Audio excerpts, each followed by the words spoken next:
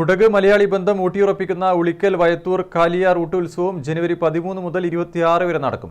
ഉത്സവത്തിന്റെ ഭാഗമായി ഊട്ടറിയിപ്പുമായി സ്ഥാനിക കോമരത്തച്ഛൻ കുടകിലേക്ക് ചൊവ്വാഴ്ച പുലർച്ചെ പുറപ്പെട്ടു.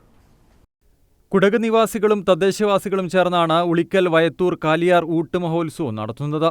വർഷങ്ങളായി ഭക്തി നിർഭരതയിലാണ് ഊട്ടറിയിച്ചുകൊണ്ട് കോമരത്തച്ഛനായ കൊയ്റ്റി രാജൻ നമ്പ്യാർ കുടകിലേക്ക് പുറപ്പെടുന്നത്. കർണാടക കുടക് താലൂക്കിലെ പുഗ്ഗേരമന, കുടക് തക്കർമന, ഹെഗ്ള ദേവസ്ഥാനം ഉൾപ്പെടെ 10ഓളം തറവാട്ട് മനകളിൽ ആചാരാനുഷ്ഠാനങ്ങളോടെ കോമരം ഊട്ടറിയിച്ച് ക്ഷണിക്കും. ഓരോ ദിവസവും ഓരോ കുടുംബാംഗങ്ങളും കോമരത്തെ സ്വീകരിച്ചിരുത്തും. ചൊവ്വാഴ്ച പുലർച്ചെ അഭിഷേകത്തിന് ശേഷം യാത്ര പുറപ്പെട്ട കോമരത്തച്ഛനെ ചെമ്പുകൊട്ടിപ്പാറ വരെ ട്രസ്റ്റി ബോർഡ് അംഗങ്ങളായ B Divakaran, K V Shaji, ആഘോഷ കമ്മിറ്റി പ്രസിഡന്റ് ബിനു പുതുശ്ശേരി, അംഗങ്ങളായ ബാബു ഗുരുക്കൾ, നിതീഷ്, ആദിത്യൻ, അവിനാഷ്, വയത്തൂർ കാലിയാർ ക്ഷേത്രം ജീവനക്കാരായ ജയൻ വയത്തൂർ, പ്രവീൺ കുമാർ എന്നിവരും കോമരത്തെ അനുഗമിച്ചു. നിരവധി ഭക്തരും ക്ഷേത്രത്തിലെത്തിയിരുന്നു.